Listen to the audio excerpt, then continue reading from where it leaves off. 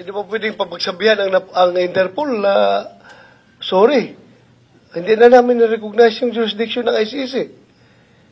So, hindi namin yan pwede ma-effect yung warrant ng ICC dito sa aming jurisdiction. We have to stand as a nation. Yung ibang bansa, gano'n ang ginagawa eh. Yung ibang bansa, gano'n ang ginagawa. Hindi kami membro dyan. Isnab namin yung warrant ng ICC. Pero ginagamit natin na very lame excuse yung ating commitment sa Interpol. Na napakadali lang naman i-explain sa Interpol yan na hindi namin kayang gawin yan. Kasi hindi namin na-recognize yung ICC dito sa aming bansa. Tayo pa nga mismo naghatid doon sa ICC. Kabaligtaran nga eh. In other pag tayo, if we are the requesting party, tayo ang sumusundo ng suspect doon sa ibang bansa na pinaaresto natin. Pero in this case, ICC or Interpol, as you said, sila ang requesting party.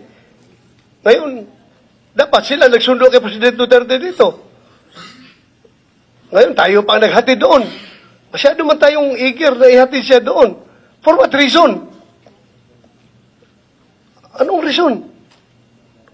Bakit ganun? Tayo pa naghatid. Hindi ba tayo makahintay na pupunta dito ang Interpol? Kukunin siya dito o yung ICC. Tayo pa naghatid doon. Masyadong hindi ko ma-gets yung kung tayo Pilipino, bakit natin ipagkanulo yung ating kapwa, isa pang presidente, dating presidente, ipagkanulo natin sa mga dayuhan. Ay yan ang bagay na hindi ko talaga matanggap-tanggap. Ako magpapakamatay ako kahit na kriminal yan, basta Pilipino, kung agawin dito sa ating bansa, kababayan ko yan, kailangan protektahan ko yan. Papakamatay ako. Pero tayo, instead na protektahan yung ating kababayan, hinatid pa natin doon, silver platter. Napakasakit po, isipin na, Madam Chair, para tayong hindi mga Pilipino nito. Ang hirap.